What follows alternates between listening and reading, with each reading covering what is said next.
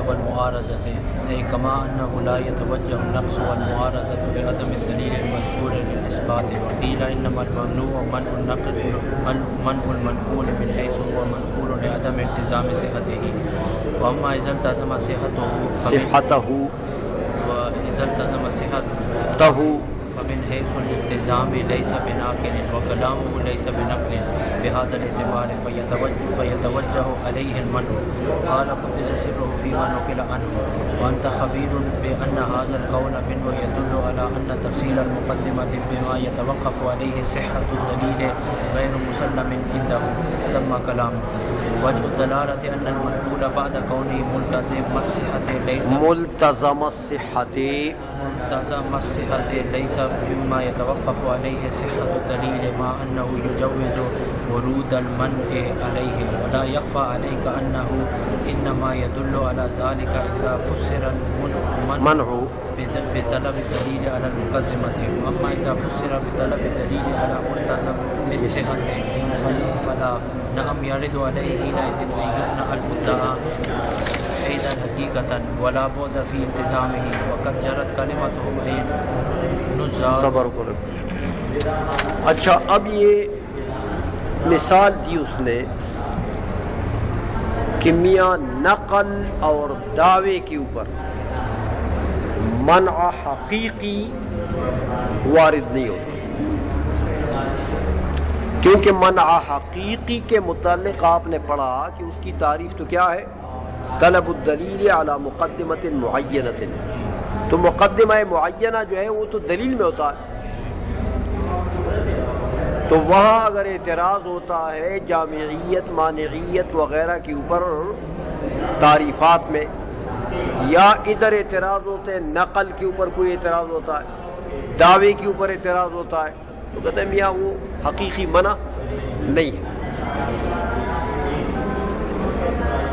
یہ تو پڑھا آپ نے. مثال دیتے ہیں اس کی کن نقض والمعارض.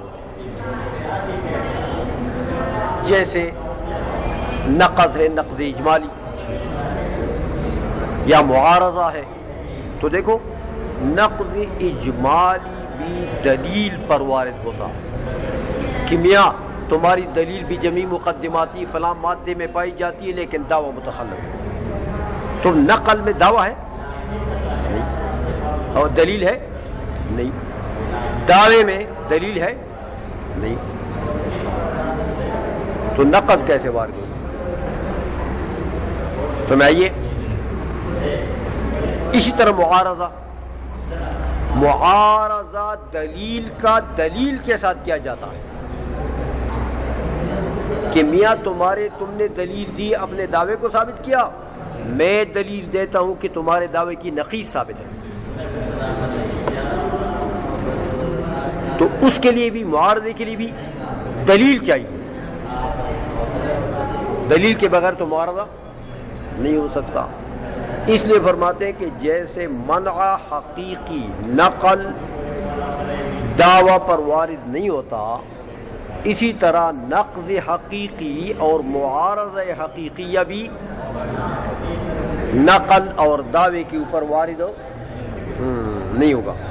کما انه لا يتوجه النقل والمعارضة لعدم الدلیل المذکور للاثبات، کہ وہاں دلیل مذکور نہیں ہے جو اس بات کے لیے دلیل چاہیے، مدعا کے اس بات کے لیے دلیل چاہیے، وہ دلیل تو نہیں. سمجھ میں آ گئی ہے؟ اچھا، یہ تو انہوں نے میر سید شریف نے گویا کہ اپنی رائے دے دیا آپ کو. اب یہ فرماتے ہیں کہ بعض علماء نے ایک بات کی ہے، قیل سے اس کو نقل کرتے ہیں. بعض علماء نے فرمایا کہ بھئی یہ جو منقول ہے نا، منقول میں دو حیثیتیں ہیں. ایک یہ کہ ناقل اس کو نقل کرے اور منقول عنہ کی طرف اس کی نسبت کرے، لیکن اس کے ساتھ ساتھ التزام صحت بھی کرے. التزام، ہاں ناقل کہتا ہے بھائی اس کی صحت کا میں ذمہ ہوں، یہ صحیح ہے. اب یہ نقل جو ہے التزام صحت کے اعتبار سے اس کا مسئلہ بدل گیا. اور ایک یہ جو آپ نے پڑھا ہے کہ انسان نقل کر لے کسی سے منقول عنہ کی طرف قول کو منسوب کرے اور باقی التزام صحت نہ کرے. تو وہ جو نقل ہے جس کا التزام صحت نہیں کیا اس کے متعلق تو یہ مسئلہ گزر گیا کہ وہاں تو منع اور نقض اور معارضہ یہ نہیں چلتے. لیکن میاں اگر التزام صحت کیا، ناقل نے التزام صحت کیا تو پھر معاملہ بدل گیا. کیونکہ التزام صحت کیا تو اس کا تو مطلب ہے کہ یہ مدعی ہو گیا، صحت کا مدعی ہے. تو اب مدعی ہو گیا تو ظاہر بات ہے پھر تو اس کا کلام دعویٰ ہو گیا، تو دعوے پر وہ دلیل طلب کرے گا اس سے، اور جب دلیل دے گا تو دلیل کے اوپر معارضہ بھی ہو سکتا ہے، دلیل کے اوپر نقض بھی، دلیل کے اوپر منع بھی، یہ سب دروازے کھل جائیں گے. ایسے میں اسے کہتے ہیں وکیلہ. ایک قول یہ ہے کہ میاں یہ جو ہے نا ممنوع منع المنقول من حیث هو منقول، یہ جو پہلے آپ نے پڑھا کہ بھائی نقل کے اوپر منع وارد نہیں ہوتا. وہ کون سا نقل؟ منقول من حیث انه منقول. کیوں؟ کہتے لعدم التزام صحته، کہ اس شخص نے تو نقل کیا، بس اس نے تو التزام صحت نہیں کیا. اس نے تو نہیں کہا کہ اس کی صحت کا میں ذمہ دار ہوں، یہ تو نہیں کہا. تو اب ظاہر بات ہے کہ وہاں نقل محض ہے، تو نقل محض کے اوپر تو یہ چیزیں پھر وارد نہیں ہوتی. لیکن فاما، اس لیے کہتے ہیں واما اذا التزم صحته، ہاں کہ ناقل نے اگر اس کے صحت کا التزام بھی کیا کہ ہاں میں ذمہ دار ہوں، صحیح ہے، تو پھر میاں کام بدل گیا. فمن حیث الالتزام لیس بناقل، التزام کی حیثیت سے اب یہ ناقل نہیں رہا، اب یہ مدعی ہو گیا، اور اس کا کلام نقل نہ رہا بلکہ وہ دعویٰ ہو گیا. اس لیے کہتے ہیں لیس بناقل وکلامہ لیس بنقل بہذا الاعتبار. سمجھائیے، یہ تو ناقل نہیں رہا، یہ مدعی ہو گیا، اس کا کلام دعویٰ ہو گیا. تو جب دعویٰ ہو گیا میاں تو دعوے پر دلیل دے گا. اب جب دلیل دے گا تو دلیل کے اوپر پھر منع، پھر نقض، پھر معارضہ، یہ سب دروازے. اس لیے کہتے ہیں فیتوجہ علیہ المنع، اب منع بھی آ جائے گا اور معارضہ اور نقض وغیرہ. سمجھ میں آ گئی ہے؟ تو مطلب یہ ہے کہ ناقل کو ناقل رہنا چاہیے، التزام صحت نہیں کرنا چاہیے، ورنہ اپنے لیے مصیبت گلے میں ڈالی، وہ پھر ثابت کرنا پڑے گا. سمجھائیے. اچھا، اب مصنف کا ایک قول ہے، ننہیہ لکھا انہوں نے یہاں پر، وہ نقل کرتے قال سے، کہتے میاں قال قدس سرہ فیما نقل عنہ. ہاں، میر سید نے فرمایا کہ وہ انت خبیر بان هذا القول منه يدل على ان تفسير المقدمة بما يتوقف عليه صحة الدلیل غیر مسلم عنده. ہاں، کہ یہ جو بات انہوں نے کی ہے نا، یہ قیل والے نے، کہ میاں اگر التزام صحت کر لیا، التزام صحت کر لیا تو پھر یہ ناقل نہیں رہا، اور اس کا کلام نقل نہیں رہا. کیا بن گیا؟ نہ یہ مانے رہا، نہ یہ ناقل رہا، اور نہ اس کا کلام نقل رہا، بلکہ یہ کیا بن گیا؟ مدعی. کلام کیا بنا؟ دعویٰ. یا اس قائل نے جب یہ کہا تو بظاہر اگر دیکھتے ہو نا تو دیکھو اس نے نقل پیش کیا ہے، کسی کی طرف نسبت بھی کی ہے. سمجھ آئیے؟ تو اگر اس کے اوپر منع کرتا ہے، چاہے اس کا التزام کر لیا، صحت کا انتظام کر لیا، تو جب صحت کا انتظام کر لے تو اب تم کیا کہتے ہو؟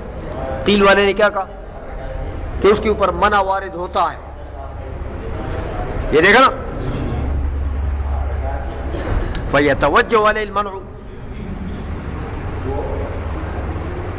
جب التزام صحت کر لیا تو اب اس کے اوپر منع.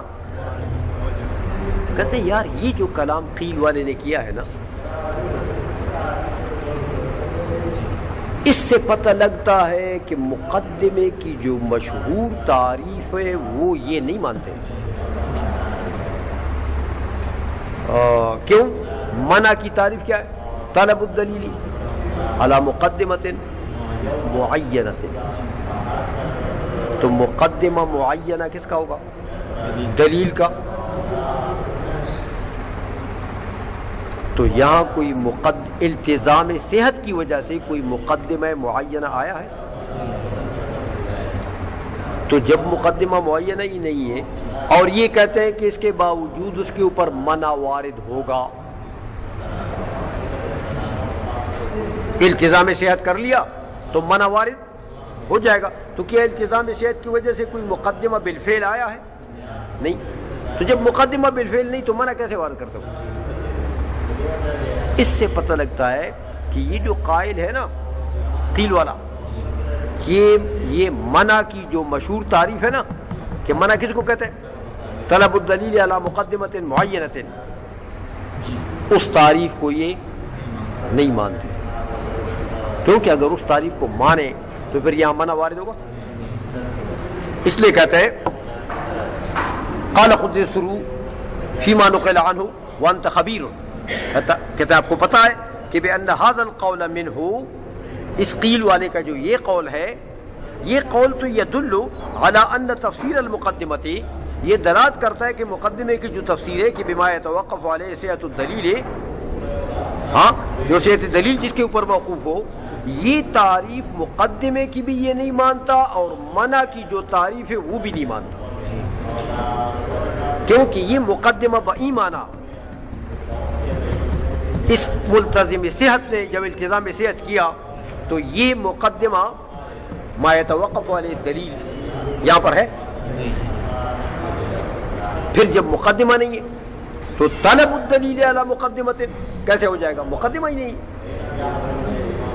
آئی سمجھ؟ اس لیے کہتے ہیں اس کے نزدیک پھر یہ تعریف غیر مسلم عندہ، یہ مسلم نہیں ہے، اسی لیے تو منع کو وارد کرتا ہے. تم کلامہ، یہ تو ماتن کا منہیا ختم ہو گیا. اب کہتے ہیں ماتن نے اس میں کہا کہ یہ کلام دلالت کرتا ہے کہ مقدمہ کی یہ تعریف یہ نہیں مانتا. ما یتوقف علیہ صحت الدلیل، یہ مقدمہ کی تعریف یہ شخص نہیں مانتا. کہتے میاں کیسے دلالت کرتا ہے یہ کلام؟ تو شارح اس کی وجہ دلالت بتاتے ہیں. کہتے وجہ الدلالت ان المنقول بعد کونہ ملتزم الصحت، کہ جو منقول کلام ہے اس کا التزام صحت کسی نے کر لیا، چلو تو التزام صحت ہونے کے بعد لیس مما یتوقف علیہ صحت الدلیل، کیا وہ مقدمہ بن گیا؟ التزام صحت جب کر لیا منقول کا کسی نے تو کیا وہ منقول مقدمہ بن گیا؟ ما یتوقف علیہ صحت الدلیل بن گیا کہ اس کے اوپر منع وارد ہو جائے؟ یہ تو مقدمہ بنتا تو پھر منع وارد ہوتا. تو یہ جو تعریف ہے مقدمے کی کہ ما یتوقف علیہ صحت الدلیل، یہ اس کے اوپر صادق آتی ہے؟ ملتزم الصحت جو نقل ہے اس کے اوپر مقدمے کی یہ تعریف صادق آتی ہے؟ نہیں. تو جب تعریف صادق نہیں آتی ہے تو پتہ لگا کہ یہ شخص اس تعریف کو مانتا ہی نہیں، اسی لیے تو منع وارد کرتا ہے. ہمیں آ گئی یہ ما انہ یجوز ورود المنع علیہ، ہاں کہ مقدمہ نہیں بنا ہے اور اس کے اوپر منع کا جواز کا قول کر رہا ہے کہ منع تو وارد ہو جائے. تو تو پتہ لگا کہ اس کے نزدیک منع اس کیا نام ہے اس کا مقدمے کی یہ جو تعریف ہے اس تعریف کو نہیں مانتے. آئی سو میں اچھا وَلَا يَخْفَى عَلَيْكَ چلو مناظرہ ہو گئے.